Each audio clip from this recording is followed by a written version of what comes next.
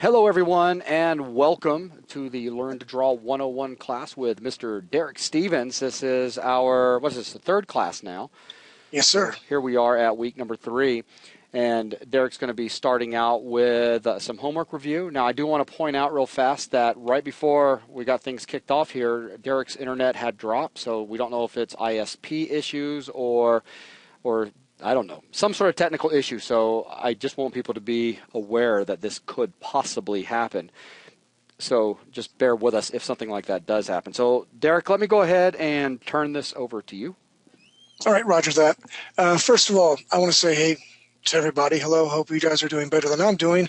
I've got a chance to look at a lot of the homework, and it's great. However, what I want to say with an IE sort of thing, I've gone over every one of them. I love what I've seen. But at the same time, and I guess the interest of time, and I don't want to lose anybody, but I don't want to hurt anyone's feelings either. I'm going to go through them, but I'm just going to pick one at a time instead of going through all three. Know that I have seen these, and we kind of have a special announcement later on that we're going to, Mr. Busby's going to announce. That's Actually, going to help if you don't mind, let me announce it now because all right. Mr. Curtis said that him and his daughter are going to be hanging just for a few minutes for feedback and then heading out. But starting this next Thursday night, we're going to be offering a Learn to Draw workshop. And for those of you that are practicing, come hang out during the workshop and you can ask questions. Also, if you like to be challenged, you'll have Derek doing that as well. He plans on creating challenges and things like that to help push you. So it's a really good time. It's an opportunity to where you don't have to worry about lecture or anything, but to have Derek there that can answer questions, look at your screen, help you, as far as, I see it like this, but it doesn't look right. Why? And let him help you out as to what needs to be done to get it looking better. So that will be taking place starting next Thursday. So it'll be a Thursday and a Friday session. It's not a requirement whatsoever, but we did want to throw it out there so that if you guys found that you were a bit stuck with something, well, come in and get some help. And as far as the time, it will probably be, I know it's going to be Central Time, as Vincent's asking right now, at 8 o'clock. Derek and I need to hone in on the exact time, which we'll have that figured out. I know it's going to be Thursday evening. That's all we know at the moment. And starting next Thursday for sure. Roger that. So I'm excited. It's another opportunity to learn, push you and get pushed back, and create some really cool things. So I'm going to jump into the homework right now. Alex's creature here. I like it. It's kind of a Geiger-esque sort of thing, like, oh, give me some candy and sugar. I like the basic, simple shapes. Yeah, I'm a face sucker. I like it. Just use your arrow. Let's jump through them quickly like that. I mean, so you can use your right arrow key. Yeah. So some line weighting. I like that around the buttocks area and through here. Very nice. We got a seahorse sort of looking thing. I like that. Look at that creature. Again, I'm catching an alien sort of theme. Yeah, that's what I feel too. Yeah. I like look, yeah, I'm hopping around. I like this. Look at the line weight variation. He's got the goatee thing going on again. I really like this up here. That is really well done. I love the line width variation through here. I like the straps. Again, I really am pleased with this hair. If you can take note at the thick line weight through here and how it gets thin, it really makes it pop. And you always want to focus on faces. So well done. Oh, that's great. I like that. That is so freaking cool. Nice job, Ashton. That's awesome. I love the fingers. Well done. Hands are so hard to do. I love the gnome. I love it. One of my challenges I got, actually, I threw it on Facebook. I want my portfolio to grow. I'm going to jump back into the arena as a freelance artist, and I want to draw what I know, which is hot women, and nothing wrong with that. But I needed something different, and a friend of mine suggested I draw cybernetic vampire garden gnomes. So you'll see some of that. Yeah, you can't get any wilder than that. I like the texture of the hair. Very well done. You got a lot going on through here. Again, I like the nice, thick, thin line with variation. Well done. Let's go back and forth. This one to this one. Can you see the difference between the line weight and the neck? Right here, how that pops out a little bit more. You guys have done a really good job. I hope you've also had, spider, the opportunity to work on your tablet. I was suggested, I think Wolf Knightley said it, one of the posts, circle, circle, circles, just basic shapes, because the tablet is a lot different than a piece of paper. I like this. Actually, I hate spiders. I'm scared to death of them. Not so much as snakes, but spiders. I like a lot. I like this is loose. It's a lot of energy, and you can really hone in on that. With this right here, I see where you're going, but you can see the definite big line with variations. I think that's almost a little bit too much, but you got the right idea, and I'm proud of you for that. Let's see, Mr. Dark. It looks like it's this is a paper scan. Yeah. And it is well done. I am impressed. I love a lot of comic books are going through this. It's very harsh, hard, thick line weight around the figure. Well done. I'm kind of nervous. I like, Curious George. He's an ape. He's not a monkey. That's right. I think I've told you that before. Monkeys have tails and walk in the flats with their palms. Don't let them jade you. I like this. This is good. I love that big mouth. He could do a lot of damage. I like the wings. You guys are you're kicking it. And the signature right here. Holy crap on a cracker. That is, I'm not for sure what I'm more impressed with. They're both good, but I like that signature. Going through here again, a little more line width around the hair would have been nice. You got the right idea going on through here. And I love the butt shot. Everyone loves the butt shot. And I've noticed mostly the girls have been drawn, not that bald-headed dude. Ooh, it's a trap. That's my General Akbar from Sheldon doing it from Big Bang. It's a trap. From Star Wars. Yep. It's a trap, I tell you. Okay, I like that. I like the different. Very, very nice. It's a trap. You got you got some stuff going on here. I like how you did the pieces of armor. The neck, we need to push more line width variation. If you can tell, it's all the same line width. Now you're getting the general idea. Let's see.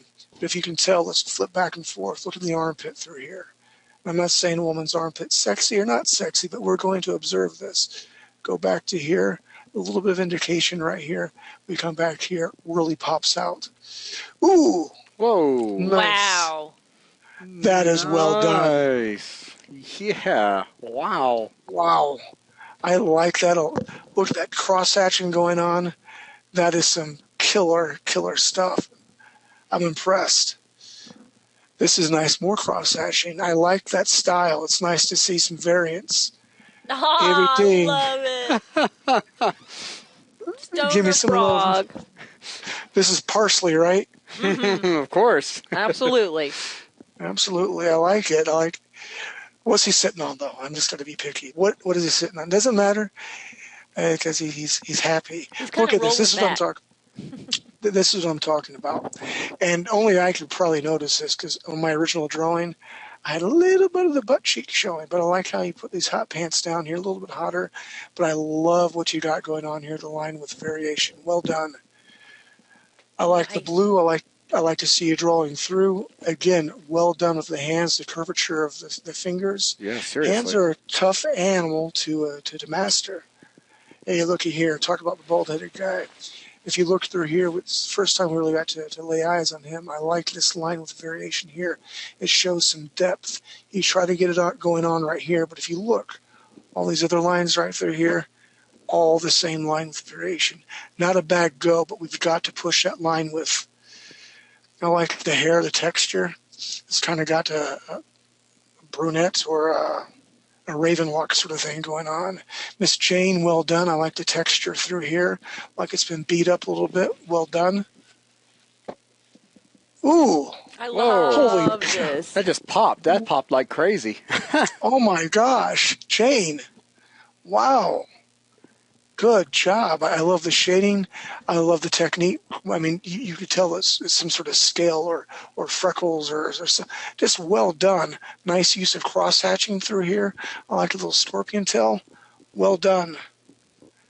We got a little lizard in my backyard. Can't afford to feed it no more. Hands up. Who can name that song over there, Buzz? See if anyone can name that. And I will do a jig. You got me.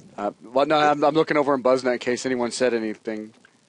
I got a lizard in my backyard. I can't afford to feed it no more. It's a dead milkman. It's an old punk rock guy. Okay, anyway, back to... Thomas would have got that.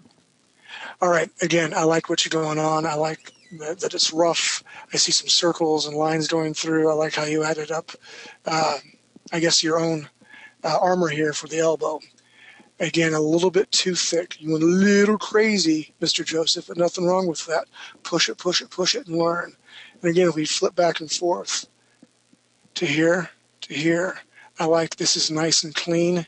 I like the rough look, too.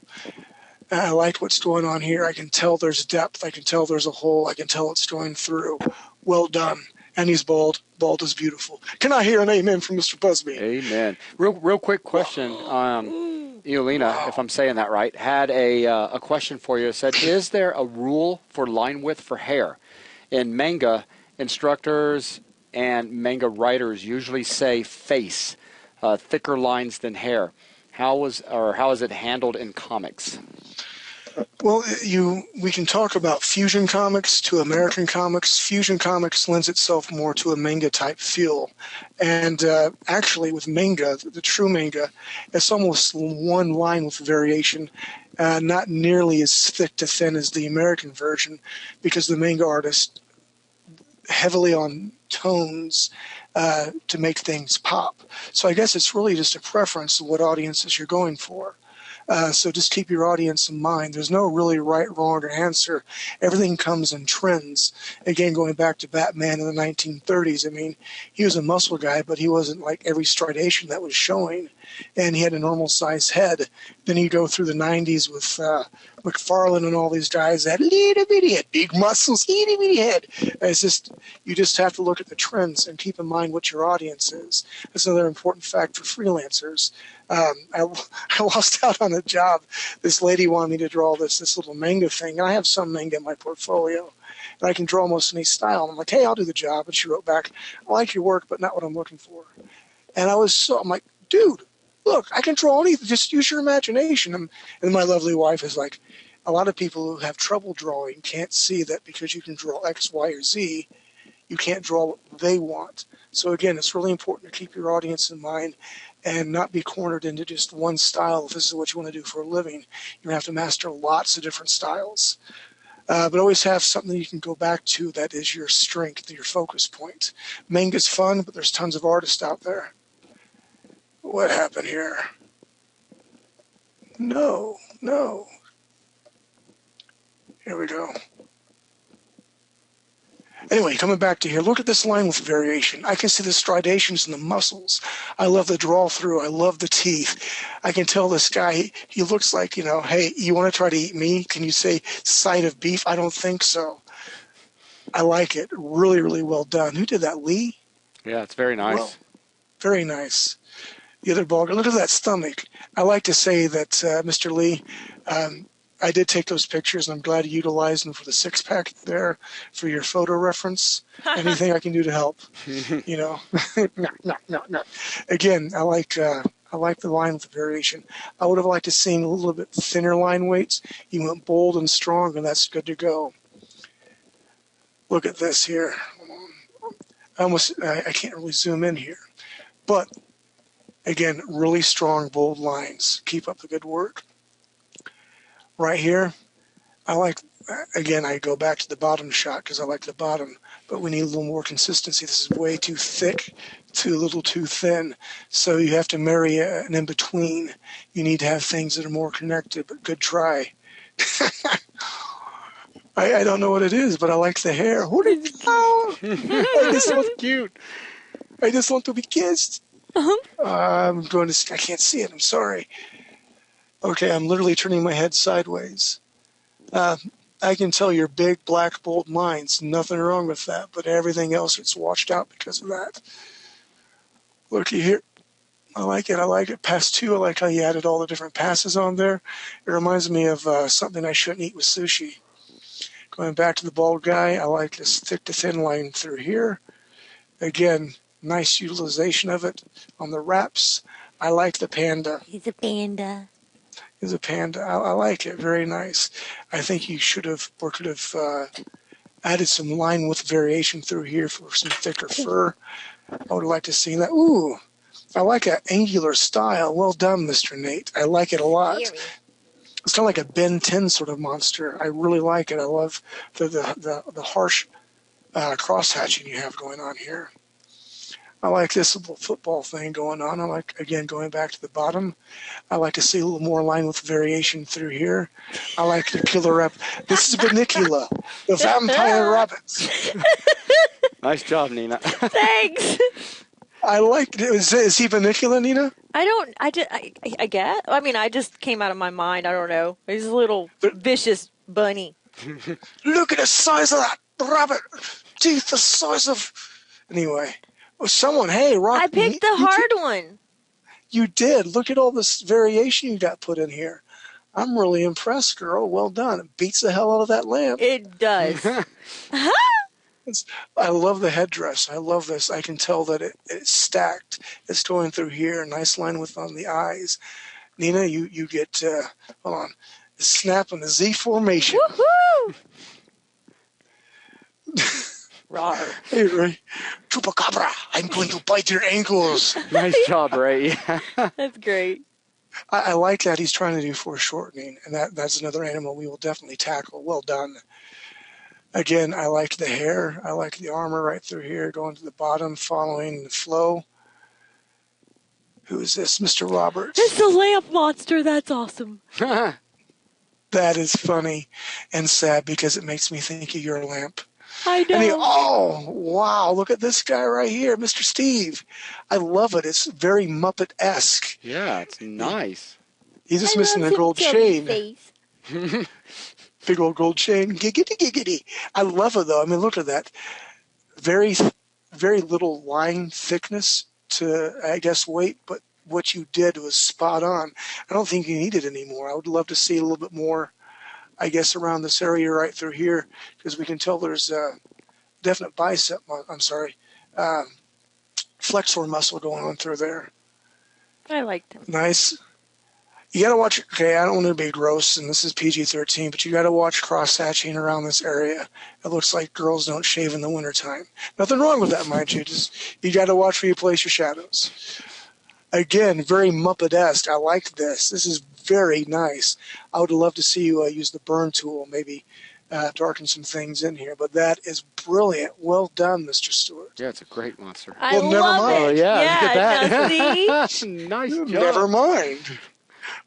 That is well That is done. awesome. Kind of reminds me Gold of star. oh God, what's the little creatures in the woods? Oh, that storybook. I don't know. Looks like that though. Monster Island, yeah. I love, now if we look, okay, brilliant use of line with variation all the way through here. Wild. We know this is thicker, wild things. And then again, we're going to toning and shading later, but that is well done. I like that. It looks like probably Calvin from Calvin and Hobbes. Okay, she's got some big Angelina Jolie lips. I like this thing through here. You missed the little connection right here. And the reason I point that out, okay, is no super big deal, but when you're laying color down in Photoshop, you have to make sure all lines are connected. And that's another animal we will tackle later. But take your time, go over everything, because it sucks to have a workflow going and you lay color down and then everything else is selected, and whoever's laying color down has to go in and find out where that break is at. So do your work, make it simple for other people. This is beautiful. It's precious. Sydney, you're Nice awesome. job, Sydney. Holy crap. I like to call her Sid, S-I-D, mind you, because her dad says, Sid. But, okay, let's look at the simple shape. It is just a circle. But what beats this circle? Look at this line with variation through here.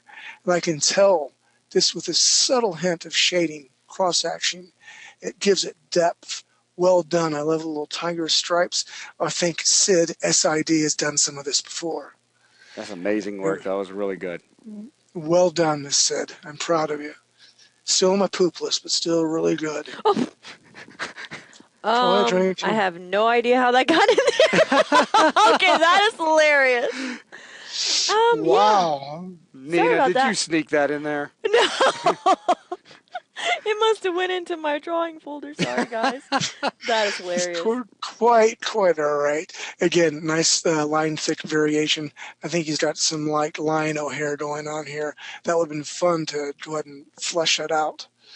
Nice magma. Very cool. How do you say how do you say his name? I don't know. Winlet. Oh, Winlet? Winlet. Very good. I like.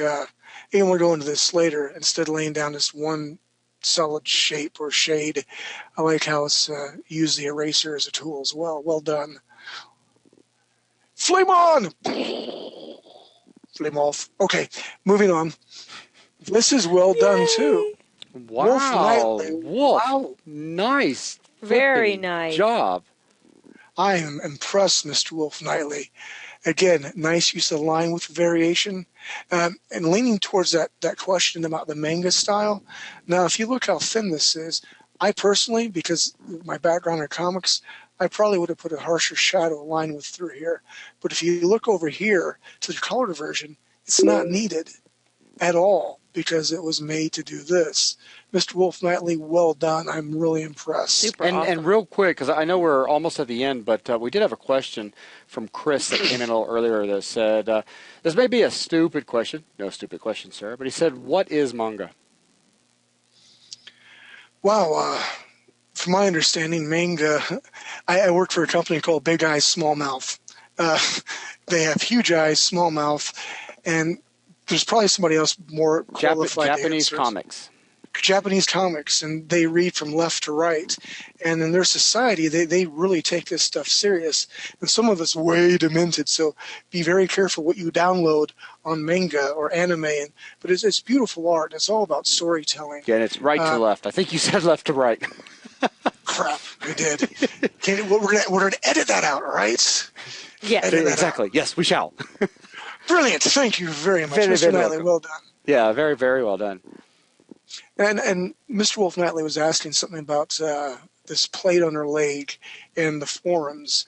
And like I said, I've been sick here for a while, so I really didn't have a good, solid answer or time to do it.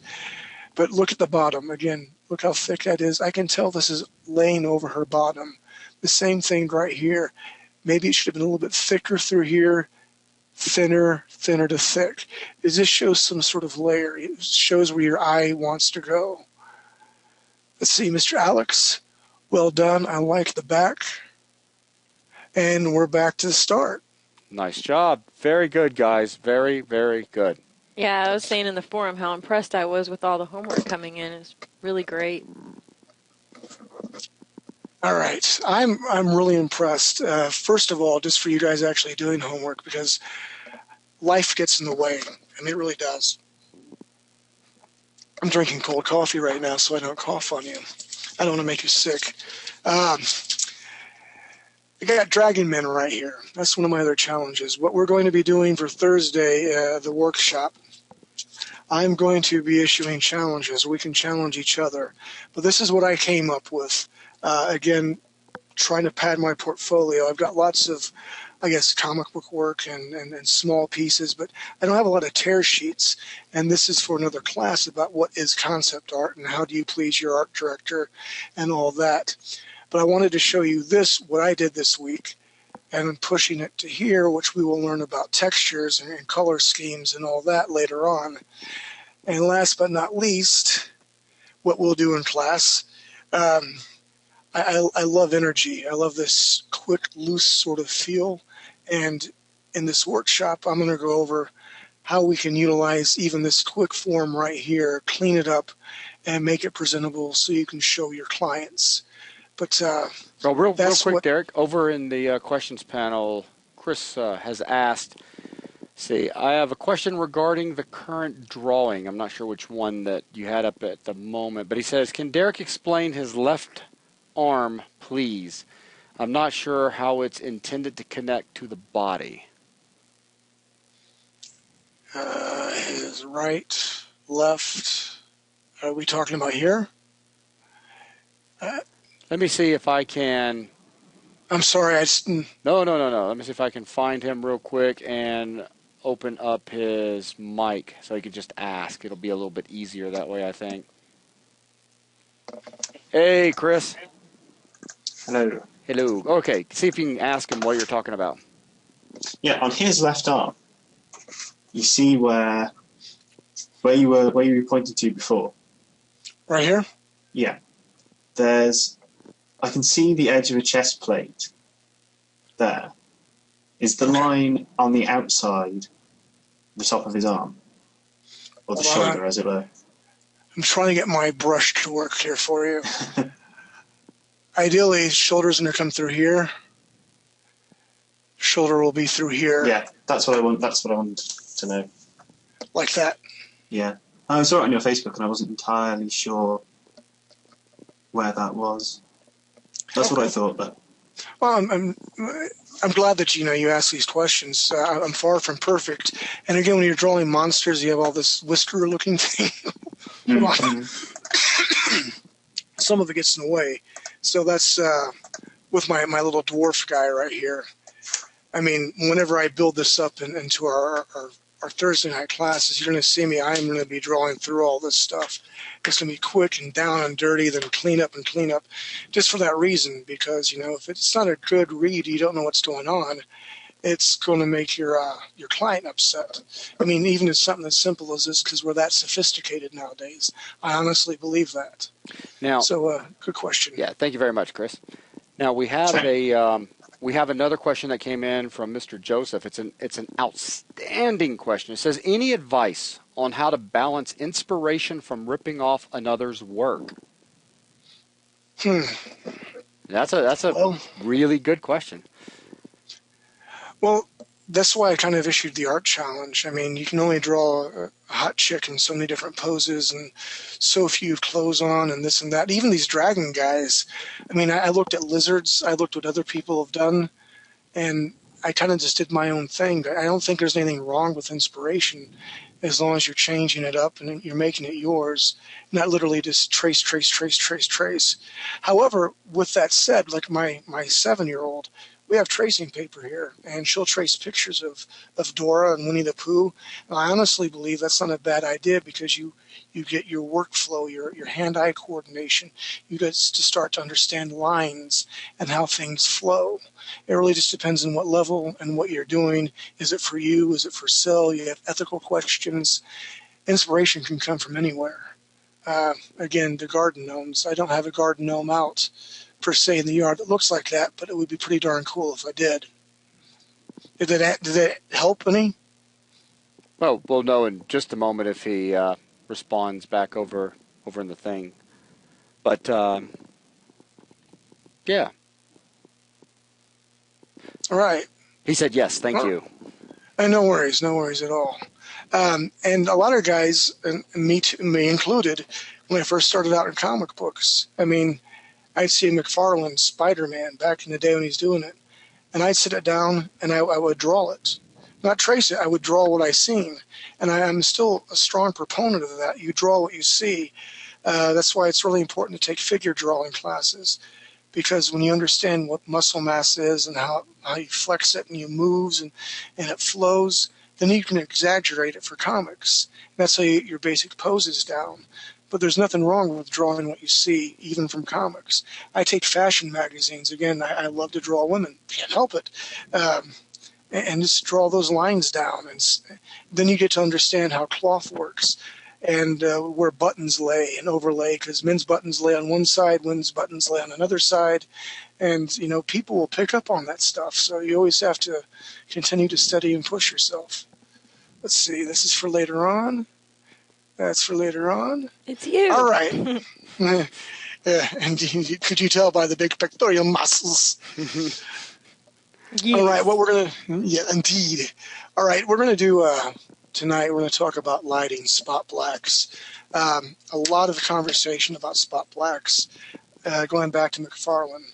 Back in the day, he's like, when in doubt, black it out. And I've used that before. I'm like, this isn't working. Shadow time. And I'm not going to lie. I'm not going to lie at all. real quick before we dive into that, Derek. Go ahead. Joseph did have one more thing that he added into the questions panel, and I think it's another really important thing to bring up. And he says that this is just my first attempt to draw, and so much of my struggle with the creature was I had no idea where to start because I had not thought of creatures before.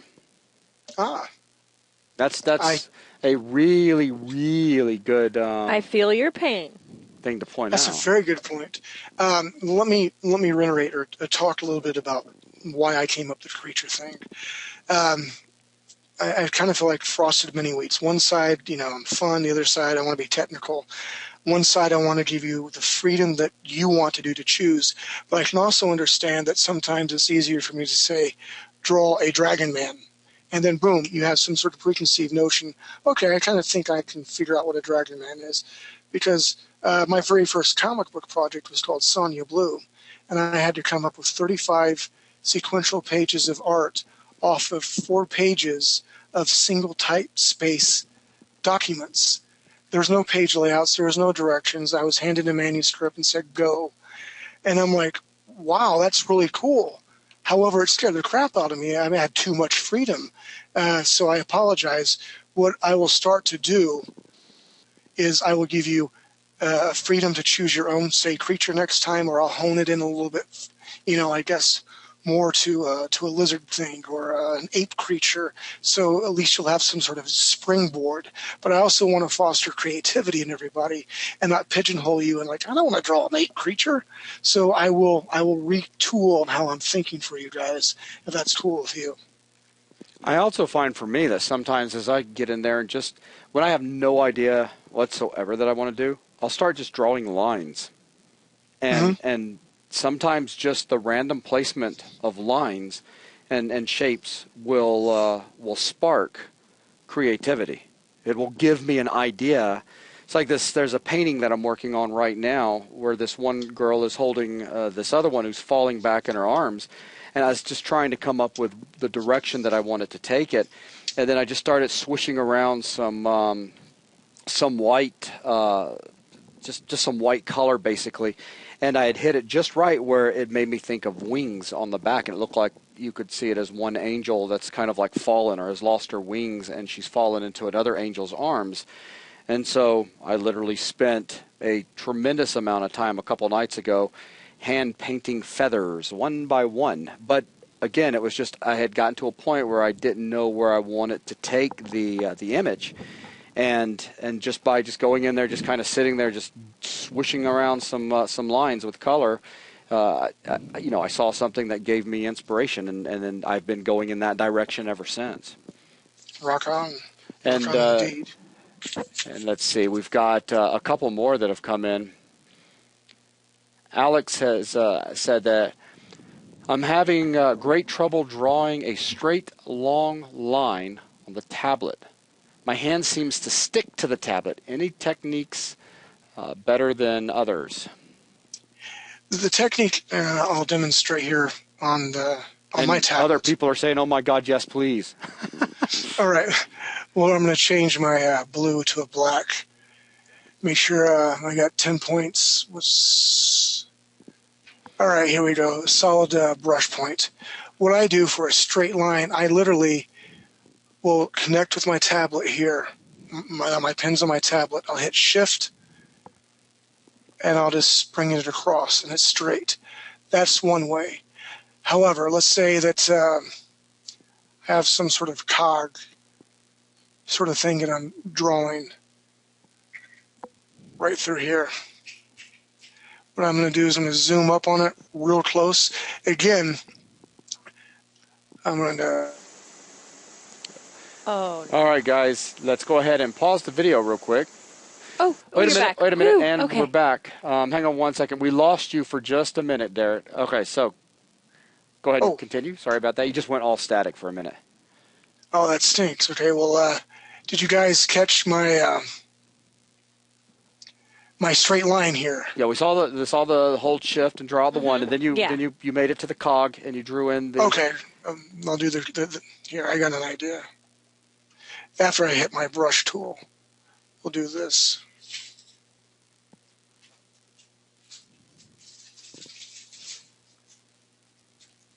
making a knife sort of thing. All right, we got holes in the knife. It's a very rudimentary knife. But say I wanted to come in here really nice and close to do line with variation. And I wanted kind of a straight line. What I'm going to do is make contact with my tablet again here. I'm going to hold down Shift, come down here, and see how it starts to follow it. And I can bring it out here if I wanted to. I hit Control Z. Follow it up. And it gives it a nice, I guess, line width variation. If I wanted to make more of a surface area present here, again, if I hit Shift at up, it's going to be a straight line. It's not going to do me any good. So I'm going to make contact right here at this point where I want to start. Now, my stylus is touching my tablet. I'm hitting Shift. I'll come up to the straightest point I can, and it draws it in from here to here to here. And already we're starting to see some sort of depth to it. Is that helping out anybody?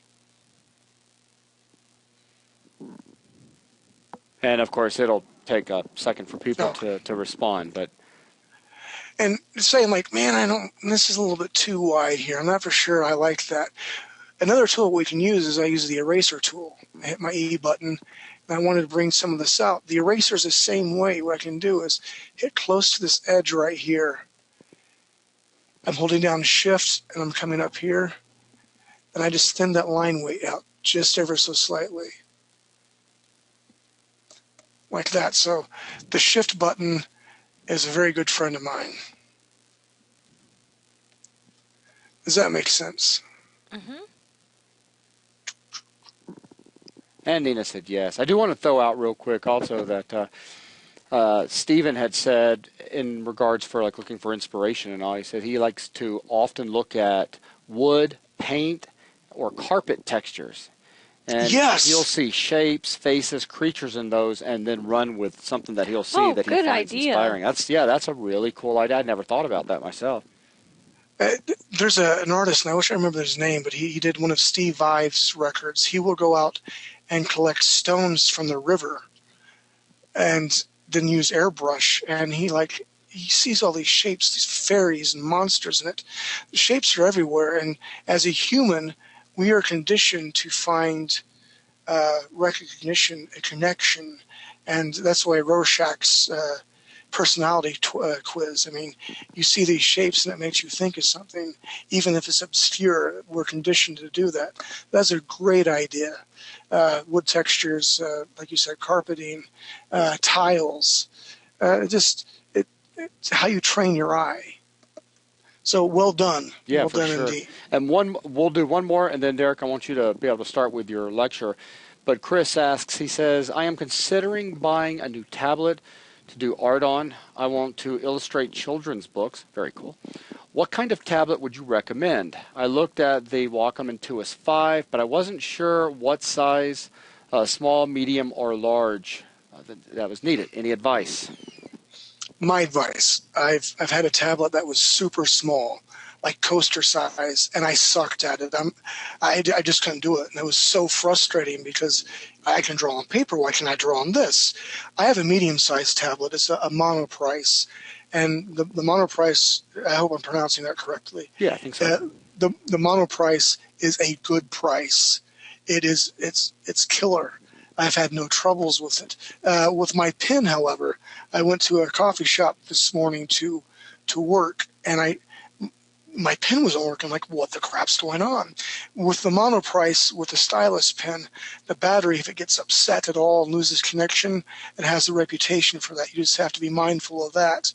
I would go for a tablet at least the size of a paper so you can move your hand around. It's more intuitive, to me anyway. And, maybe one day if I get with a huge studio who wants to buy me a $200 to $300 tablet, I'll let them. But right now, I'm happy with my monoprice. I'm happy with what it can do. It has no limitations in my view. Everything I've been doing, those dragon guys, the gnome, I've gone paperless. I can't believe it. I'm saving the environment. I'm going green. So that is my advice. I will, in my opinion, I'll just throw out, what I think. Medium is the way to go for size. I've got the Wacom Intuos. Well, I've got a 3 and a 4, and they're both medium. I've worked on the small ones before, and I just hated it. I've worked on one large one, way too big, way too much arm movement was required with it mapped to my screen, and I didn't like that either. I found the medium to be just right for me personally. Brilliant, indeed. All right. So with that, let's go ahead and we'll turn our attention over to your lecture that you were about to start, and I'll jump into other questions here shortly. Roger that. Hey, all right. Here's the dealio, ladies and gentlemen. Germs of all sizes and shapes. We're going to talk about spot blacks and mood. What is light? Light is the absence of shadow. What is shadow? The absence of light. What I like to do is I like to be a storyteller. Even with a single piece of concept art, I've got to be able to tell a story. Anything that you render, you're basically telling stories, whether you're a caveman on the wall saying, I was almost eaten by that big freaking dinosaur. Boom, I'm telling a story. Let's set the mood. Light, shadow, and mood. Most comic book uses shadows to create engaging moods. Sin City. If you watched Sin City and seen the comic books, it's almost verbatim, shot by shot. And could you imagine that shot any other way? I mean, I just really think you can't. What we're going to talk about is dramatic lighting. When you have this harsh sort of dramatic lighting, you're going to think heroes, you're going to think villains. Your environment is just as much as part of your art piece as the actual line drawing and textures that you're going on. And to understand lighting, it's a bit difficult because you have various light sources. You could have 2 to 3 different light sources, one strong one, 2 to 3 light sources bouncing off. Say you got a girl laying on the bed and moonlight's soaking through there. It's depending on what she's laying on and how reflective, and it's going to tell its own sort of story. Or say you got a dude and he's like walking through a creepy graveyard, and it's not too creepy in the middle of the day. I'm not impressed. But the stuff that you can do with the right sort of lighting and make it harsh and hard, it's going to set your mood. So that's what we're going to talk about. We're going to talk a little bit about edge lighting here in a little bit, talk about explosions, how you're going to backlight people. Funny story. Back when I was young, I had a friend who had a photography studio, and Mr. Busby can appreciate this because he, in my opinion, he's a pro. This girl came up to him and said, I want to take some boudoir. Is that the correct enunciation? Boudoir pictures for my boyfriend? Mm-hmm. So my friend was like 18 at the time. He's like, okay, sure. Gonna have a naked girl here. Gonna be fun. Well, her idea was to have a silhouette shot of of her. Well, he's like, well, I have to backlight her. That's how you do that. And ideally, in a perfect world, yeah. Well, wasn't so much the silhouette. You just seen da-da-da-da. So, yeah, silhouette shots can tell a lot more than some, I guess, the harsh ugliness of reality. I'm going to go on a little tangent, then I'm going to start drawing, or we're all going to start drawing here in a second. Right now, it's dark where I'm at in North Carolina. I'm in a small town, but when I look outside, I see all these lights and cars go by. I think that, honestly, the darkness hides the harsh reality of the truth, because in the dark, anything's possible, and it sets so much mood. I'm not a big proponent of when in doubt, black it out.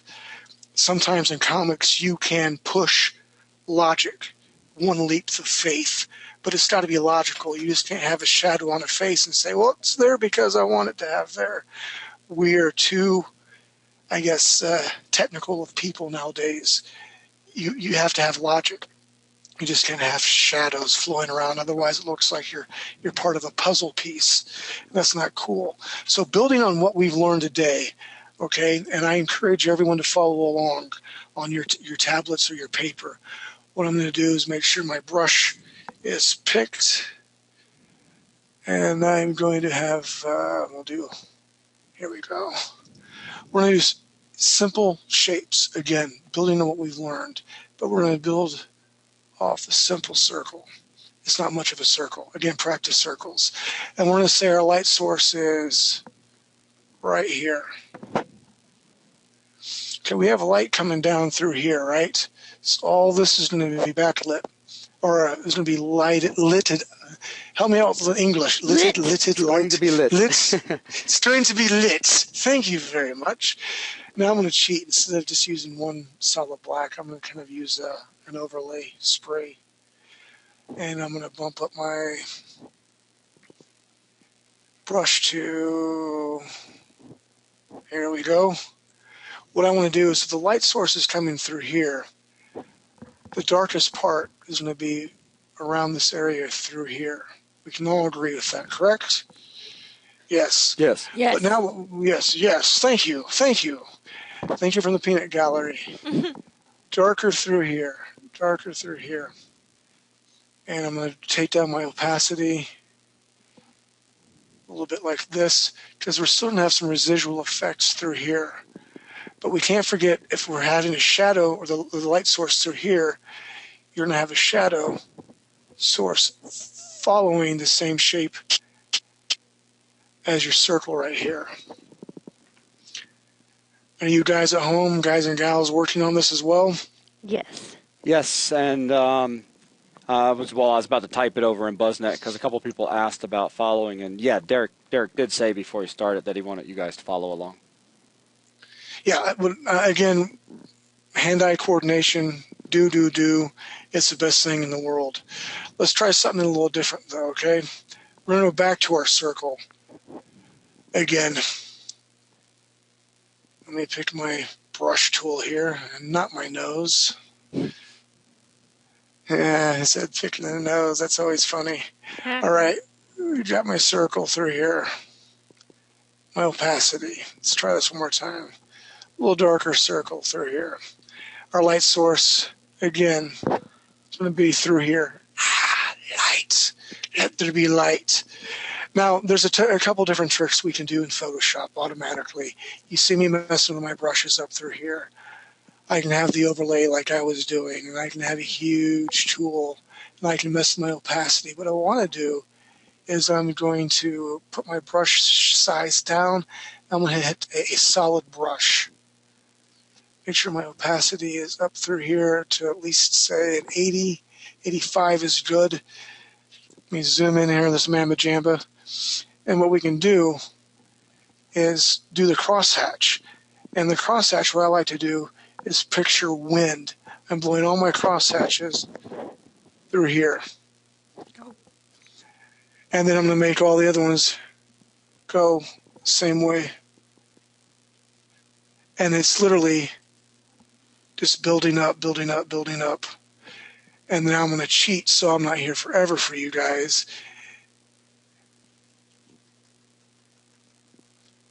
But that's what cross-hatching, and this is my only thing with the Wacom tablet. It's hard to push it around like a piece of paper. So even our light source through here, we can give it a spot black, but come back over it and give it a cross-hatching effect. And then while you give people a moment to actually practice this, I do want to point out something I just saw Iron Soul say over in BuzzNet. And he's referring to difficulty he's having with the software that he is using. And then, of course, trying to figure out the software by the time he's figured out how to do something such as change a brush size or opacity. Of course, you've moved on to something else. And I would like to remind people that you can grab a pencil and paper and not have to lose time and become frustrated with fighting software, and learn to draw. You can do it with pencil and paper, and then you can go back and work with software later. I really think that is a very important thing to understand. That way, there you go, Iron Soul. He grabs pencil and paper. You'll be able to actually follow Derek much easier that way. Definitely, and I encourage that. I mean, I'm not so much a paper guy anymore, but it's close to my heart, and it's everywhere. I mean, on a napkin, doodle. And chicks dig artists. You can be at a bar or a pub someplace, and what are you doing? I'm doodling. I'm an artist. It's good. And study, study, study. Watch small shapes, because once you start to recognize these shapes, I guarantee you can draw anything that you want. So anyway, let's go back to some more cross-hatching as everyone is kind of catching up and still working. Now notice what I'm doing here at the crosshatch. It's thick through here. I'm going to thin it out a little bit more through here. And the reason why is because our light source is hitting this here, but we're still going to have some shading through here. It's not as much. And we start to get form. And we're going to talk about how, I guess, cross-hatching can follow the form as well. Let's do a couple more simple shapes. I think everyone's probably mastered the sphere. It's not a circle anymore. It is a sphere because we're creating form to the sphere. I'm sorry I have to entertain myself. Here we go. At least someone's laughing. You're laughing with me, not at me, correct? Of course. Real quick, we have a question from Chris. It says, Derek, you don't seem to have pressure sensitivity on. Is that intentional? Because you can force that on by default in Photoshop brush settings. I need to go back and do that. Literally today, whenever my stylus pen screwed up, I went everywhere through here and everything got changed and this and that. And that is a very valid point. It's a very good tool and you should utilize it. But again, not a Photoshop class, but thank you for pointing that out. So I guess what I'm trying to do is do what you guys have with pencil and paper on computer. There are different sheets that we can do, but we'll continue to trudge forward this way. What we're going to do right now is the nice 3D render of a block. Here we go. All right, with the sphere, we just tackled that, and I'm still going to put my light source over here.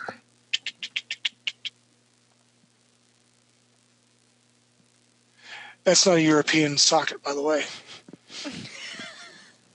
No, certainly. All right, well, I know I'm just a mess. All right, so our light source, we can't see this dimension through here, but this is going to be lit up white. I mean, it just is. So we're going to have to take that with a grain of salt. And we're going to have some light that's going to flake off or span on top of our block through here. However, we're going to pick another brush. You don't have to use a brush that I'm using. Again, I encourage you to use paper. And we're going to do the opacity down. So we know this area right here that has the least amount of light, correct? Everyone nod your head and say yes. Yes. So we can literally start to blacken this out through here. We know that the light's going to bounce off here and start to wrap around here. However, we still know that we're going to have some light source or some shadow through here. I'm just going to borrow my burn tool real quick and bring this all the way up to here. So make this a little bit darker. To illustrate the point that this is the back side.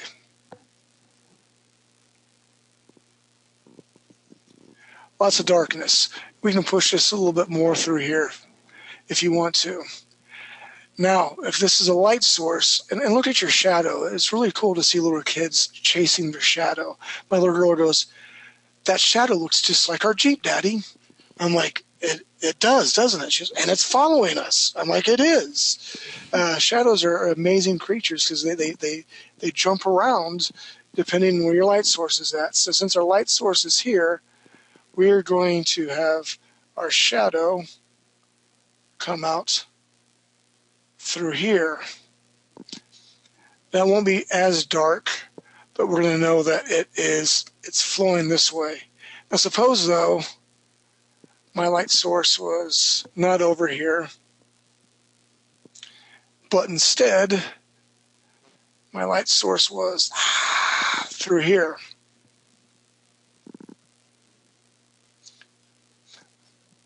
And this is what you got to do. So, where will the light source be? It's here.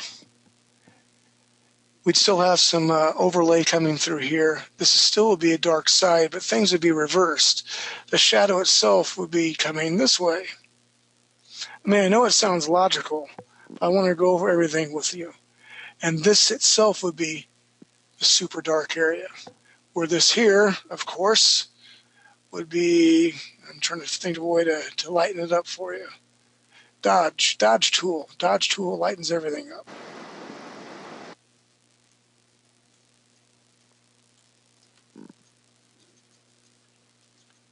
So we want to push this darker, this lighter, all because our light source keeps changing around like this. The shadow will follow your individual or your asset around like this.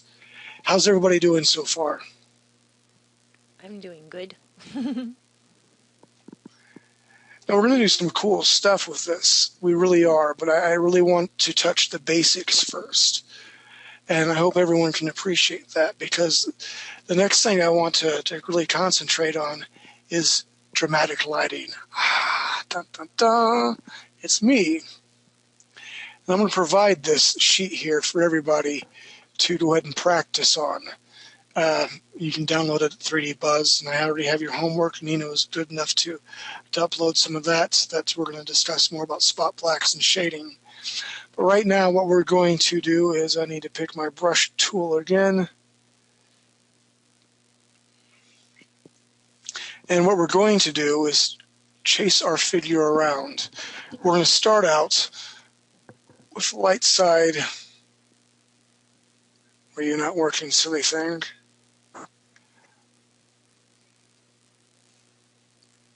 There we go. Our light source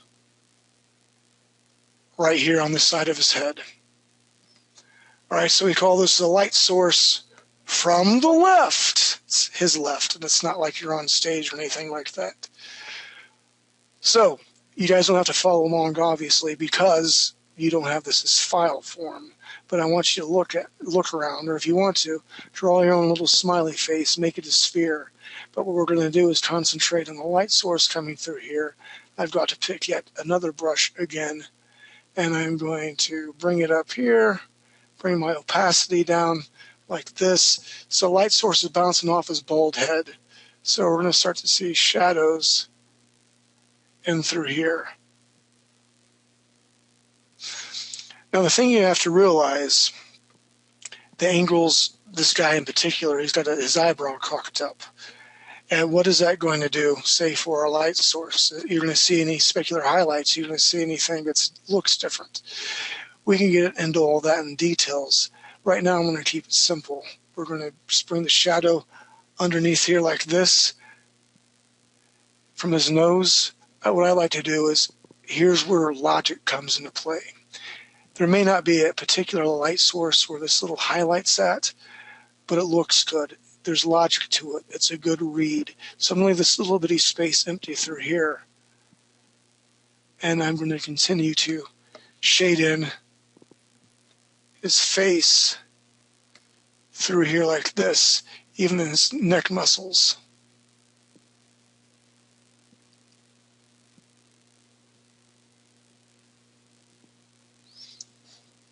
Zoom back out so we can tell easily that the light source is coming through here. I mean, we can even come in through here that his pectoral would be a little bit deeper through here because of the light source hitting that stridation. I mean, we can do all sorts of cool stuff. How's everybody doing so far, Mr. Busby? How you guys doing out there? Everybody doing good? I drew his overweight brother and shaded him. Nice. That's cool. It's definitely not as nice as yours. Well, nah, I'm sure it's beautiful. All right, now, in the beginning I told you that, I wish it was simple all the time, that there was just one light source, but it's just not that way. You have different things in the environment. Light bounces off here, bounces off that. Sometimes you have car lights and lights on in your garage and candle lights, so you're going to have different lighting sources. So for number 2 right here, what we're going to do is a major light source from the left. So again, left side, here's my light source. Boop, right through here. And a minor light source from his right. So just a little bitty guy through here. And what does this one look like? Now, if we dissect what we learned right through here, major, we're going to put an M, MJ. This major light source, again, is going to look an awful lot like this. So again, I'm going to pick my airbrush tool. I'll make it a little bit more funky and a little more fresh. Word to your mama. And I'm going to bring it up through here just like we did here, because this is our light source, major light source. However, let me zoom in here for you guys and gals. We have another light source coming through here. We still have that here. And the way the angles from his face, you're going to see some that come through here. But notice this line right through here that I'm leaving for the other light source. Let's do the nostril thing like this. Probably pick up some striations through here.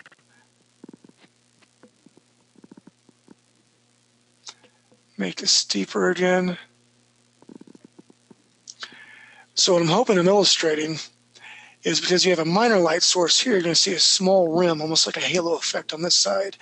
However, the major light source is coming through here on the left, on his left side. Does that make sense to everybody? Yes. I wish I was more entertaining tonight, guys. Yeah, everybody understands, man. Okay, here we go.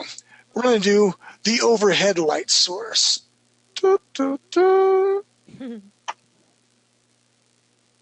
Pop, pop. You guys ready for this? Yes. Overhead light source. Here we go. Where his eyebrows are at. Some contours. You're going to see underneath his nose, that's going to be lit up, because that nose, it's protruding out. It's like a little twig, so it's going to show a little bit of shadow through here. His cleft of his lip, perhaps a little more shadow than where his jawbone comes down. And we'll do this just because it's cool looking. And that is literally an overhead light source. You're not going to see a lot because of the way the light source is coming down, and you have the different curves and the peaks and valleys of your facial structure. That was pretty easy, right? Everyone's nodding. Like, that was easy. That was my favorite one. I could do this all night. All right. So real quick, because I have to assume everybody's doing fine if we don't get questions. But Stephen just asked a question. He said, is the lighting behind him, in front, or directly at his side for the second one, the small light? Almost seems as though it's slightly behind. I would have to agree with you. The way I laid the shadows down, the way the shadows look, it is slightly more behind. And yes, I'd have. And Robert asked to go along with what Stephen had asked.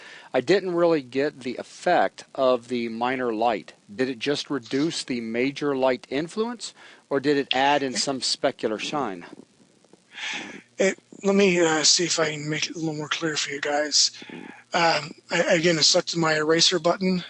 I'm going to bring this down here. What it's going to do is it's going to create a big light source through here. The minor light source through here would actually cause some sort of specular roll-off to highlight this area in through here. Does that look a little bit better for you guys?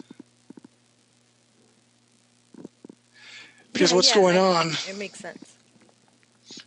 What's going on with this light source through here is this side, and again, it's not nearly as strong as this, so this is drowning this out, even though it's on the other side of his head. But we have the light source through here that is, I guess it's giving it a small glowish rim. What it does is in my opinion, it gives a good read. It makes it more interesting because if you go around and make everything flat like this all the time, it gets boring. And again, with lighting, it's all about setting mood. Let's go back to this guy over here, our very first one. And let's say that we have that lighting source, that minor light source right through here. And again, the light is right here. It could create some specular roll-off through here like this. And, you know, it could even do some highlights through here. It just depends on what his head is doing or what's going on. Does that make more sense to you? A little more harsh. Robert had asked, he said, so it destroyed, and this is back to the second one, he said, so it destroyed the shadow along that part of his face. Yes, very well said. Derek has gone brain dumb today. No. That is very well said. It's basically destroying that harsh shadow. It's making things soft, if not depleting them altogether. How's that? Because I definitely want your questions. If you don't understand something, I'm not doing my job. I want to be able to relate it to you in a simple, meaningful fashion. Yeah, I totally agree. If you guys have questions, don't be afraid to ask them over in the questions panel. And that's all the questions at the moment, Derek. Roger that. All right, so we're going to do a minor light source from the left side. Yeah, minor light source from the left and right side. I need to be able to read my notes a little bit better. All right, so we have a minor light source through here, minor light source through here. Now, if we look up here, see how it created that rim? See how it created that rim? All right, so what I'm going to do is choose my brush again. I'm going to make it a little more beefy, a little thicker. And what I'm going to do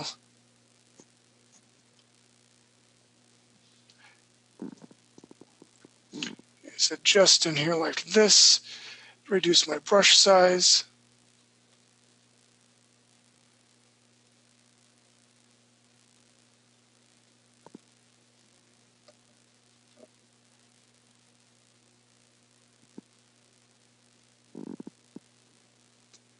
Again, I could try to think of a joke while I do this, but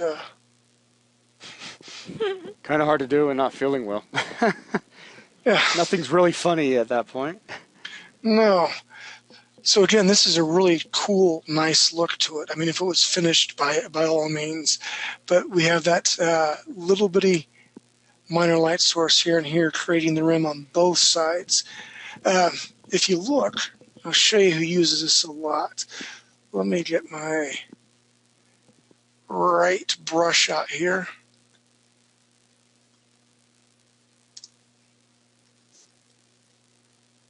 And if I was to do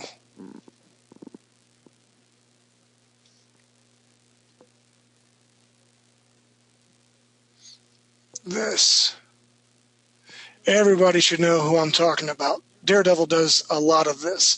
They like to put this minor light source on either side to give them this foreboding sort of deep shadow. I'm brooding because I'm blind and it sucks look. Right. So I hope I'm not making fun of anybody that's blind here. If you're blind and drawing, more power to you, by all means. And I will tell you that it looks awesome because you will never know. You actually got Nelson. I hear choking. Yep, you actually have Nelson choking up in the other room. All right, so I ripped off my DD, my Daredevil sort of thing. Hold on, let me finish this. Hold on, I got to do this. Because, you know, we're going to do it right here. Nelson's choking up on it. Yeah, fine. it was like as soon as you said all of a sudden you hear choking from the other room. All right, there we got my generic Daredevil. But they like to use that a lot, that sort of halo rim effect. Yeah. Stevie Wonder, you're doing awesome. You keep it up. You connected all those dots. That's right. That's terrible. Please don't hate me. Please don't hate me. All right. What we're going to do now is a major light source from the right and a minor light source from the left. So let's dissect this here, right? We have the major light source from the right. Right side, major light source. Major minor. Dun, dun, dun. And then we're going to have a minor source from the left. I'm a little minor guy. Now, what we can do is come in through here, because we've all seen this in different comic books. Because this major light source through here, boom, is just bleeding this all out through here. But we're still going to have some sort of highlights or some shadows playing in through here. And if you're bald like me, you have that little cranium skull thing. So you're going to have some sort of like sliver wherever the contours of the head lie. And if everyone fills your head where you're zygomatic, I think that's how you say it, is where Ooh, you're getting fancy. I try. I wrote that down on my thumb, so it's kind of smeared now, so it may not be zygomatic. So I try to put it in Braille, not just hurt. So find your eyebrow, and you can run your finger along your cranium bone there, and that's the highlight. It's going down. So that is the easy major light source from the right and minor from the left. We're going to do one more light source from below. I really like this light source from below. Before I do this light source from below, I've got to do something else with this individual here. And I'm thinking you guys will probably understand why.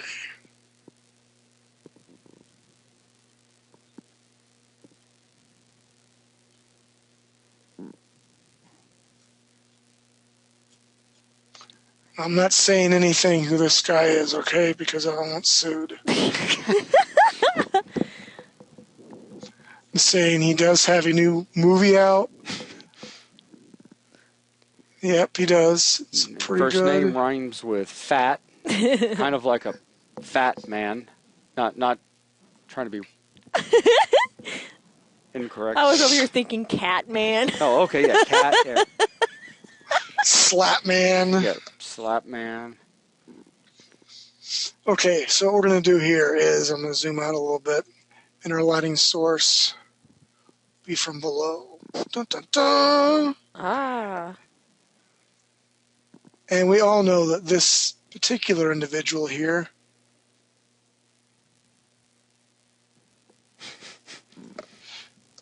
on.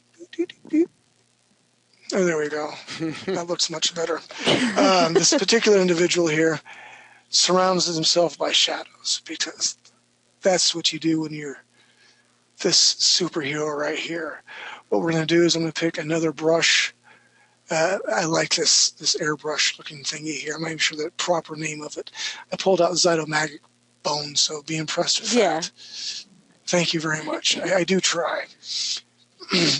Pump up the width a little bit through here. And that light source, it doesn't look like it's directly under him. I should have moved it over here, but what we're going to do is draw underneath those eyes, bring the highlights through here, like this.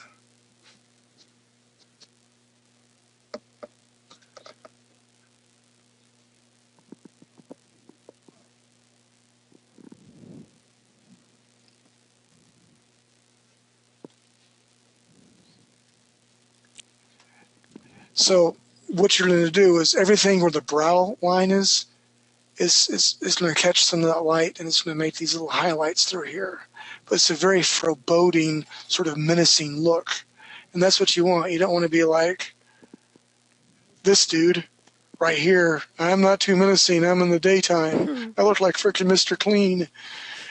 I got in line first for the coolest costumes. That Boy Wonder kid was last in line. Can you imagine that? Seriously. Batman's like, hey, I'm first in line. I want something cool. Like, hey, you can be a bat. That's a great idea. I'll be Batman. I'll have leather and cool gadgets. And you got poor Dick Grayson. He's last. He's like, I want to be a superhero too. And the guy's like, oh, crap. The closet's pretty much empty, kid. I got some... got some Peter Pan tights for you and some little slippers. Yeah, that's a great idea. And you know what? Because you suck so bad, we're gonna pair you with a cool guy. So, a couple of things have come in. Stephen asks, what about in that bottom one? I would assume bottom right says, what about the top of his head? Wouldn't that be in shadow? We can, and ideally, yes. This is where the leap of faith or logic comes in. Also, I do want to point out, just in case in case you have not picked up on this, Derek's just doing really, really fast scribbles, and just to kind of emphasize where shadow would be. I just want to make sure that nobody thinks that he's outlining exactly, and where he's not drawing as well is areas that should and should not be in light. Correct. When I first started out, I mean, shadow, it was a hard sell. I didn't understand it. I used to use this strat here all the time. And then, I just make I got striations in my pectoral muscles. I'm big and strong sort of thing. And then I'm like, oh, that looks kind of cool. But there was no rhyme or reason for it. You can get away with that a little bit. But we're a sophisticated audience nowadays. And we really can't afford to do that anymore. So that's some basic concepts of shadows with a human figure and face. So I want to see how everyone's doing. Can we take screens? Does anyone have anything they can show? And we can find out real quick. For those of you that click on raise your hand in the webinar, that means that it would be cool with me to flip over because you have something to show.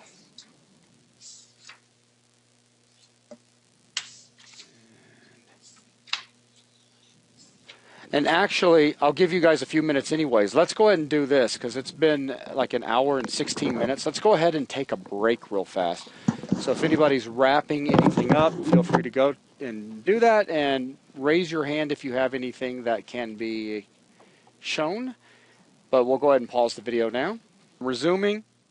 All right, guys, we are now back from break, and I will go ahead and hand it. Well, actually, before I hand it back over to Mr. Stevens, we did have a couple of questions that have come in. So Robert asked, when is cross-hatching most effective? Well, it's a very good question, and there's really no right or wrong answer. What I would do suggestively, it depends on your audience. Again, I forget who's wanting to do children's books, but if you look at children's illustration, they use cross-hatching heavily in it because it just gives it a different sort of feel. Jim Lee, if you look at some of his stuff, and we're going to utilize some of his artwork here later on, some more examples, but he'll throw in harsh spot blacks. I'm going to show you this in a second, followed by some cross-hatching. So it really just depends on your audience, what you want to do with them. I always think of cross-hatching as Hobbes, from Calvin and Hobbes, on how he, what's his name, Bill Watterson does some of his stuff there. So I think of children's books. That's my 2 cents, but I could be wrong. Mm-hmm. Well, it's art. There is no right or wrong. It's your 2 cents. So My 2 cents. Stephen has asked, I can answer this one. It says, where would one find the sheet of heads Derek has been drawing upon? He mentioned that they could be found somewhere on 3D Buzz. I haven't got them yet, so they're not up there yet. But they will be up there, and I'll make sure to put the link to that in the homework thread that gets associated with the class from tonight once that goes up afterwards. Definitely. I want to give you guys all the tools that, you can get this off the internet and Google it or whatever, but I want to be able to give the tools that I hope that will be able to help you out. And I'm hoping that if everyone sticks with me, because I have so many more plans for different classes, a lot of people, I was reading again in the forums, well, I wish you'd go over this, or this is okay, but I already knew this.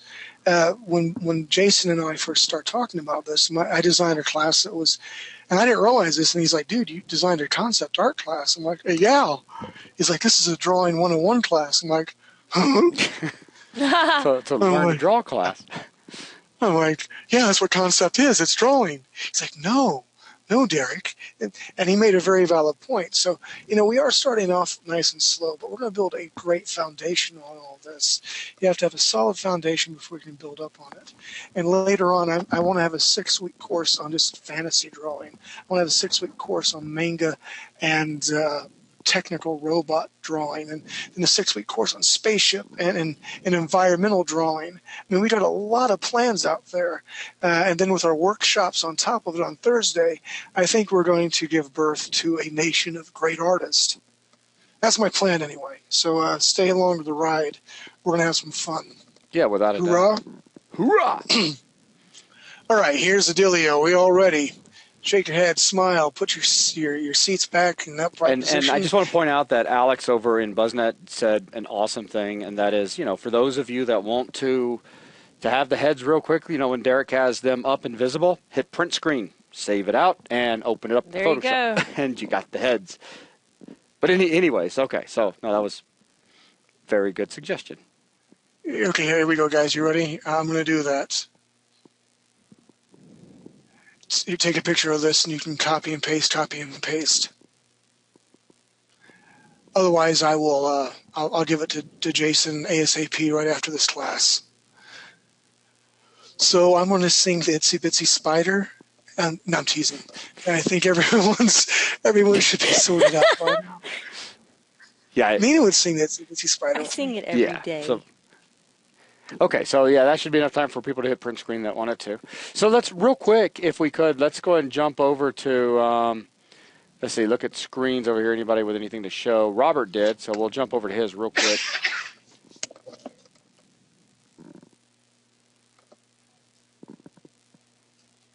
Oops, that's my cue to pay attention. Here we go.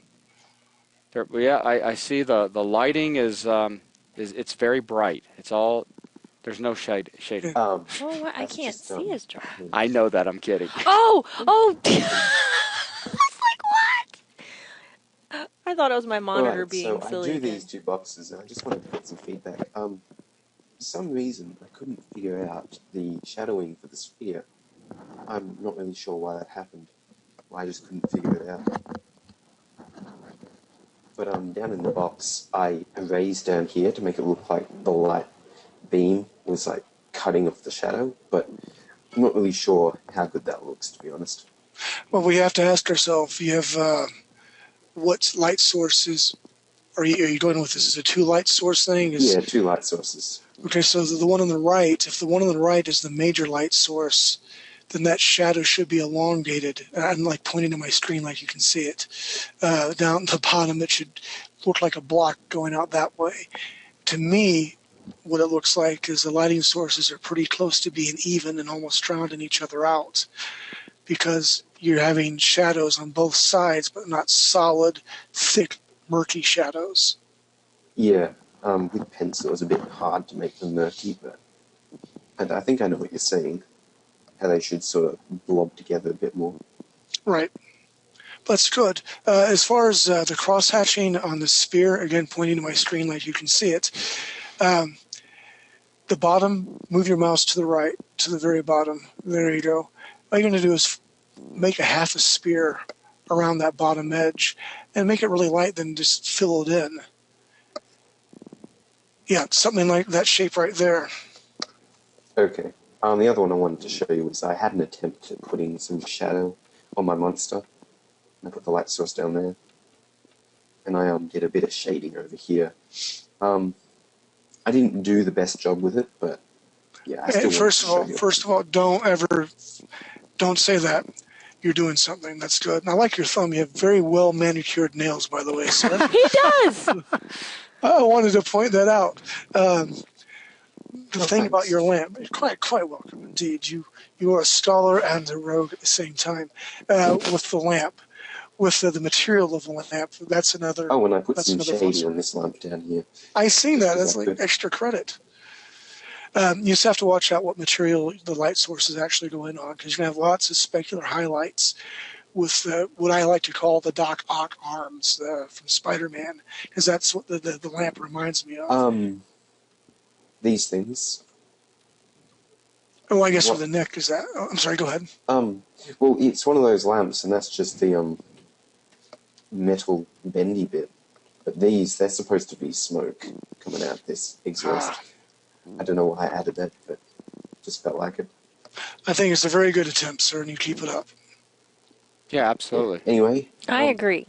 show someone else's screen. Cool. Thanks for the feedback. Again, you have the best looking film I've ever seen. So let's go ahead and Thanks. let's go ahead and jump over to Brian's screen. So Brian. Hello. Hey, Brian. Hey. Yeah, I was just practicing on the van guys, so let me go ahead and pop over to the wall.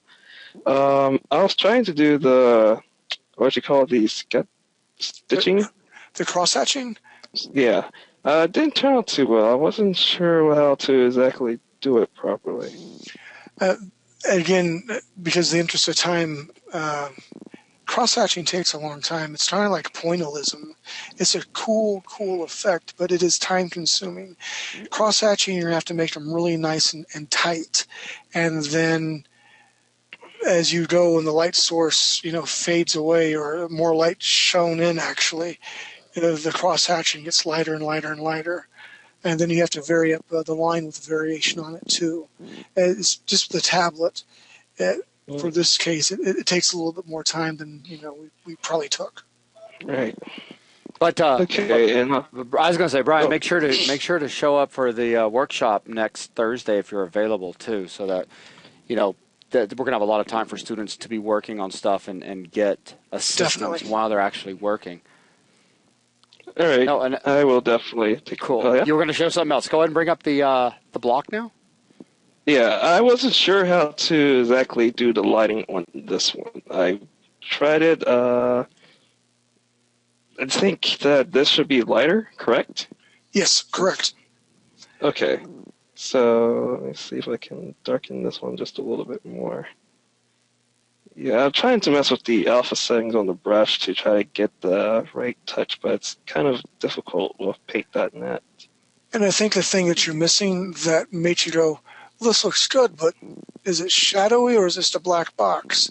You have to remember your shadow. Again, pointing to my screen as you can see it, the right side should be casting a shadow out of a box shape, because that's where the light's hitting in front of it, and the shadow will be behind it. Does that make sense? And I think that will give you more of the desired look that you want. Okay.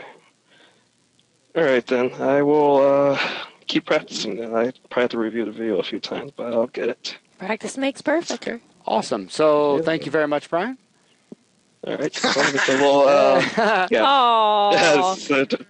I love it. All right. Yeah. It's like the happy little Cool. tree dude. I know, it's just like happy little trees.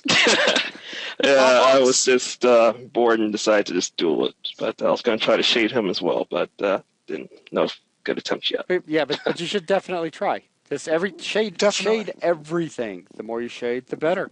More practice. Yeah. Awesome. Thanks, Brian. Shades of gray. No problem. 50 Shades of Grey. Ah. Nelson, can I jump over to your screen, Nelson? Please, can we show that stylus? Yeah, can you show Holy the stylus you did earlier? Let me find. He's not Nelson. He's Pony Yeah, Pip. he's Okay. Little Pip. He's Golden Pony. This is just like so good.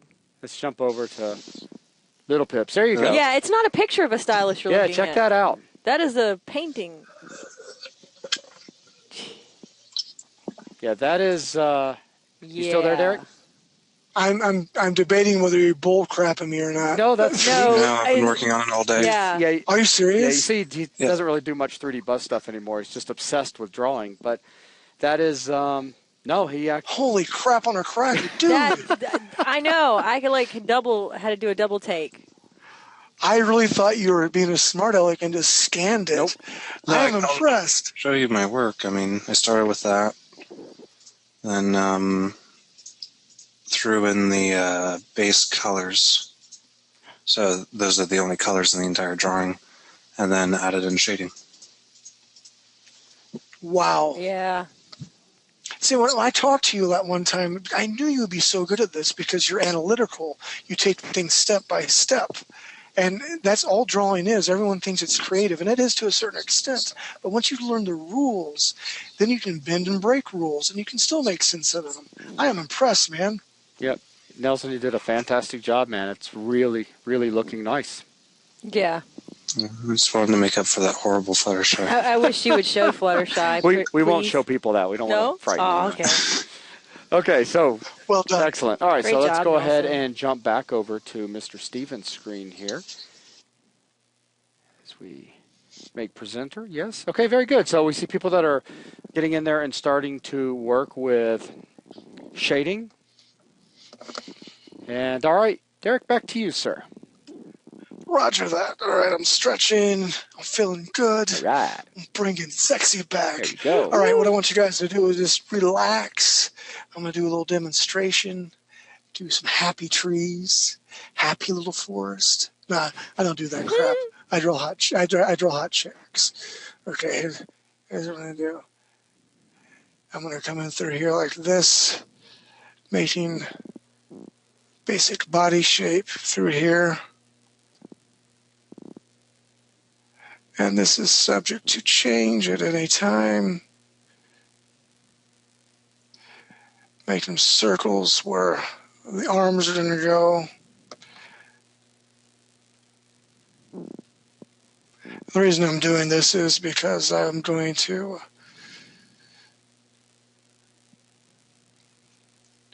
show you sliver light.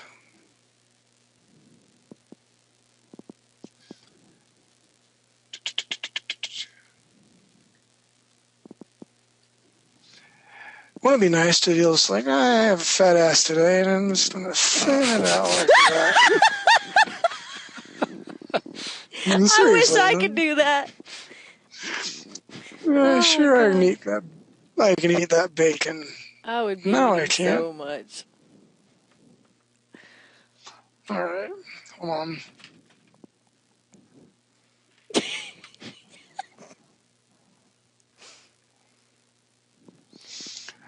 All right, she has still a little bit wideness to her. This is good from my point of view, what I want to do. Let's throw a little bit of hair. I have hair. I'm pretty. No, you're not. Yes, I am. Who says you're pretty? Well, Stevie Wonder did. You All right. nut. I am. We'll do a little bit of belly button action there. That's all we're going to say about that. All right, I'll connect the arm. Oh. And this is kind of like what I'm wanting to do with the challenge thing. You're going to watch me draw. You're going to challenge me. I'm going to draw. I'm going to challenge you. You're going to draw. We're going to go over techniques. And the way I learned was just by watching people draw and how they went about doing stuff and making shapes and all that. And no one's going to lay it down perfect the first time. You guys see how I'm struggling with certain anatomy parts here. It doesn't happen the first time, every time. But we will both get better. All right. Hold on. There we go. A little bit more crotch area here. All right, I'm done. I could just be like doing it. Hello, Buzz. I love you. Thank you very much, Derek. Now I'm going to have nightmares tonight. Yeah. I'm the Octomom. Look at my new lips. Okay, that's horrible. Okay, we'll just. Okay, seriously, we're gonna. She did buy some Really big do. whoppers, didn't she? She did. We're going to just circumvent that conversation. What we're going to talk right now is edge lighting. Edge lighting, it's kind of they call it a vogue. It's popular, and one of the most effective types of lighting. It's highlighting curves. So what I'm going to do is focus in on this arm right through here. What we're going to do is I'll pick not my nose, but my brush. We'll amp it up just a bit more by hitting this little button through here. And all edge lighting is I'm actually saying my light source is through here, but because this is form and through here, I want to have, so I don't confuse you guys. Let me go back. light source is coming through here on this edge, but I want form through it. So I'm just going to hit some highlights right through here like this, where the elbow bends,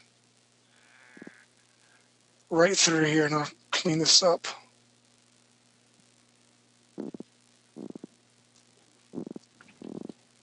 By adding this little bit of shadow through here, it shows form. It's not as flat.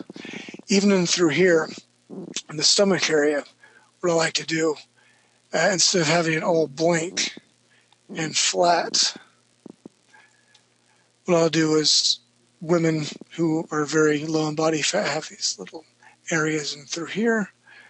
I have a little belly button, or it could be a big belly button, depending on the woman, you know, and some concave areas through here. Now, especially the woman, what you don't want to do is you don't want her coming here like, I've got a six-pack. Unless she's like the She-Hulk, okay, you may not want to do that. But what I want to do is learn subtleties with lights and shadows, because it could really make your drawing a lot better. Let me try a different pose that might be more illustrative of what I'm looking for here. So I'm going to come back through here, get my brush out again, and we're going to come up through here.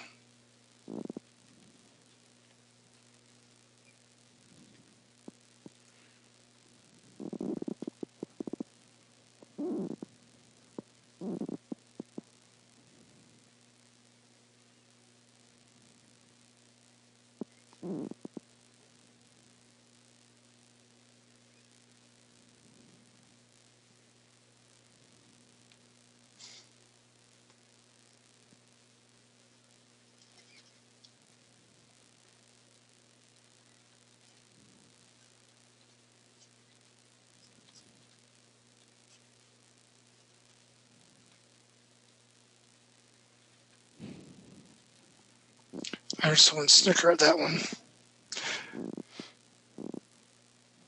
All right. Again, a really nice, no, I don't say nice, but a loose-looking sort of figure. And the proportions are not right. And again, it's loose. It's to what I want to be able to show you with a sliver sort of lighting.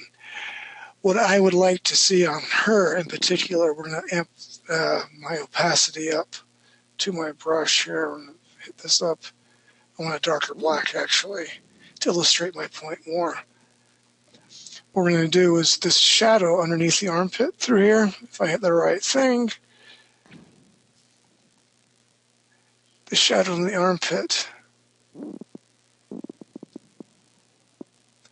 and then it will come up through here. But again, we're highlighting forms by just using slivers of light, even with the arm here.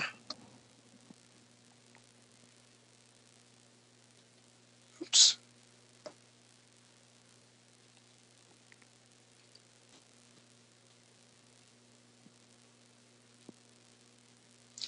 Need a little bit bigger brush stroke.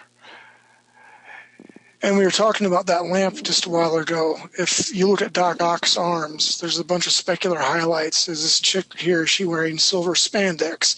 Is there going to be a lot of incandescence going on? That's another place where you're going to use edge lighting. So am I making sense, or am I like, I don't want to lose anybody? Any questions? Well, there's no questions yet, but the questions panel is there if anyone has questions. What was that, Nina? Oh, I just said, ouch, I broke my ankle almost. Sitting in a chair, go figure. Crazy. Mm-hmm. All right. So the other thing, some more mood lighting here. And you'll have to bear with me as I didn't really think about this earlier. Otherwise, I would have had all my faces already drawn and stuff. But I don't like that. My opacity needs to come down a little bit. Here we go.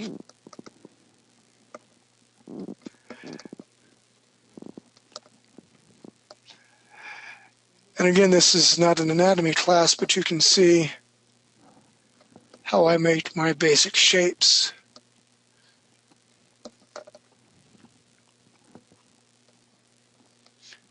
Drawing some eyeballs through here.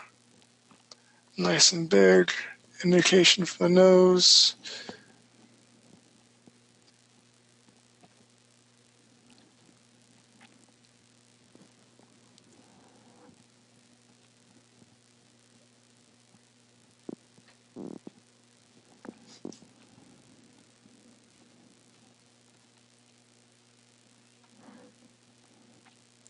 I'm hurrying, I promise. You're fine, Derek. You're fine.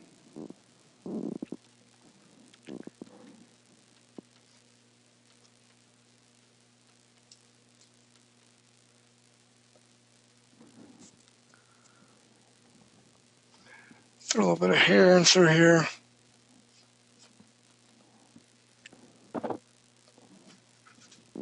Okay, very quick, rudimentary face. But suppose you guys, you see those blinds before, those curtains sort of things that people like to peek through. Hello! They open it up here and like, here's my fingers. I'm a peeping Tom. What are you doing out here?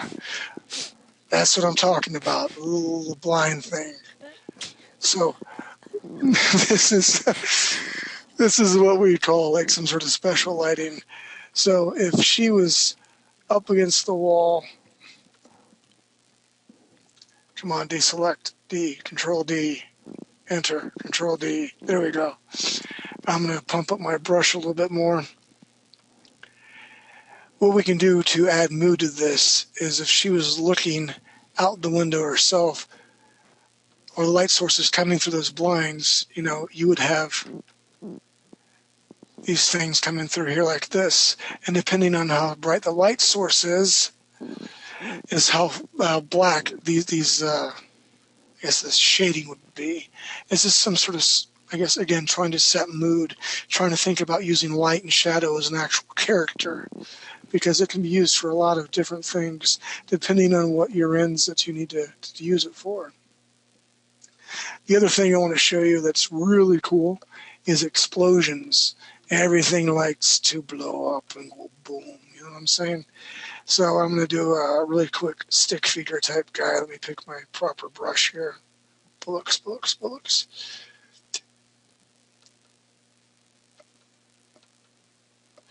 And what we're going to do, big chesty man here. Crotch area here.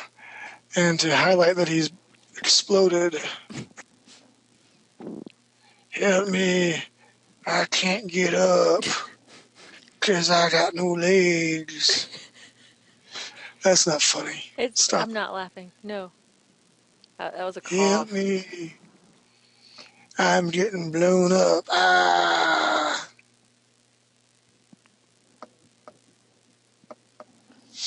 Okay, let's bring my brush stroke down a little bit. I'm going to do a Nelson here and just basically color him in all black, okay? I'm going to come back in for using my highlight, or for highlights. And real quick, My, I just wanted to throw out two things from the questions panel. One is Robert's asking, so what's being demonstrated here? well, what I want to do is show what an explosion might look like for a person. If there's an explosion, the light source is through here. Like I was telling you that story about backlighting. What we're going to do is the explosion itself is all through here. So the light source is going to be through here. And the actual explosion, you're going to see highlights or rims of what the figure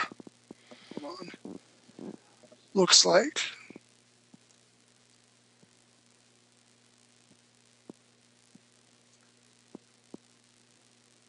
Again, just another lighting technique. Yeah, what I'll do is I'll post a picture of this here on the website, so I don't have to draw it super quick. But if we go back to here, we're not the angry gnome. If we go back to here, well, I guess more or less this area right here, where the Daredevil is at, you're going to have the explosion is all the way back through here. So everything in front is going to be almost in total blackness, but you're going to see that silhouette of light around here in sort of an action shot. So that way it shows that it's got power, it shows that it's got depth, and again, you're treating light and darkness as a character. So everything we've basically learned today can be thrown down to these figures right here, and once you get them, you can start to practice. From the light source from the left to the major to the minor light sources to the overhead light source, which is the easiest of all, to the minor light source to the right and left. Ooh, I'm spooky, man. I mean, everything is right here that could that you can utilize tools to build up on. Any questions? Yeah, are there any questions, ladies and gentlemen?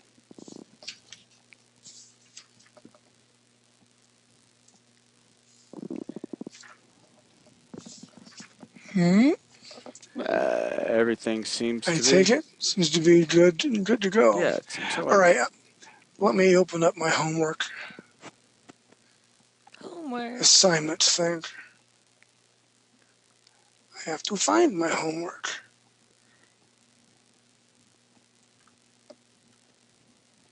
All right. What I did, and I love Jim Lee and I love his artwork. What we're going to do is study this real quick. Here's his black and white line work. If you can look in here really nice and tight, so let me get my brush down a little bit smaller so I can just have a pointer here. Look how dark this area is through here where his rib cage is at. And then here's the hatch marks.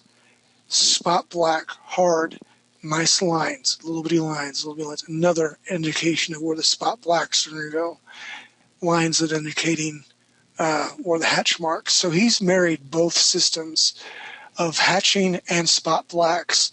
As we go over here now, you can look at the subtleties. All this area through here, deep dark shadows. This is what the inker reads, and I agree with it. And this area right over here, it's super tight, it's super small, but it gives it a great gradation along with the color. So what I did was I did a very quick outline of a Batman, and you guys can feel free to change it however you want to. What I want you to do, it doesn't have to look like this, not at all. What I'm going to encourage you to do is get a brush. Let me shrink it down a little bit. And using this for inspiration, what I want you to do is come in here and start to copy what you see. And it's almost like tracing. But of course, I want you guys to take your time to do it. But that's the idea of the homework.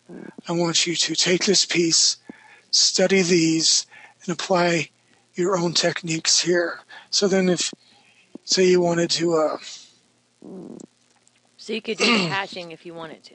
Or is it spot Exactly, or is it only and it spot black brings- you want them to do? Yep. Okay. Then you can come in here and start doing the hatching as well. But I think it would be a good idea and a good way to practice because, like I said, everyone likes this certain character here. And then I'll give faces to everybody.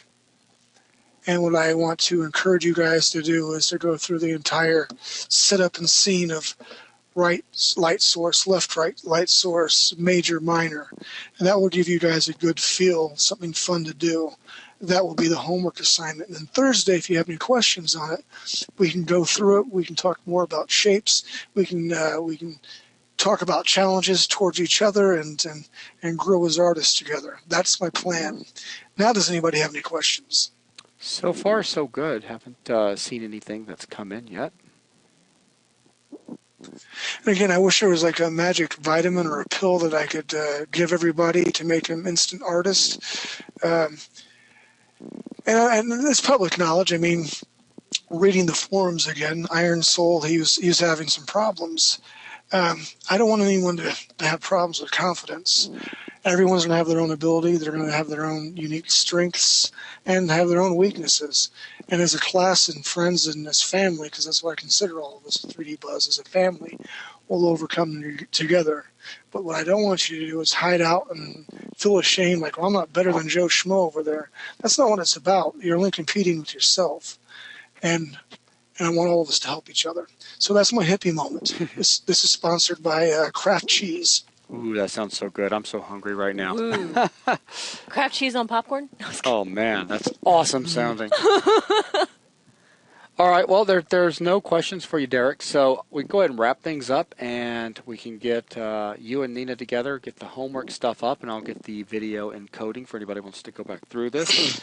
And then I will also get, before the weekend's over, we'll have registration up for, because it'll end up being a registration thing for the workshop. And you guys can just join into that. Actually, you know what? I might be able to just piggyback it off the class so you don't have to register again. In fact, I'm pretty sure I can. Yeah. So we'll take a look at that. Let's see. Streeter says, Jason, if you can get both PDF and PNG format available. Just talk with Nina at what you're looking to try to get your hands on so that she can work with Derek to try to get. But yeah, this is for those without Photoshop. So if we can get our hands on a couple of different formats of this, it'd be perfect. But that will wrap things up for tonight. Derek, thank you very much for hanging in here with, I know you're not feeling well, so awesome job, sir. Thank you. I appreciate everybody being here tonight, and I look forward to the next class. Awesome. All right, goodbye, everyone. Bye, guys.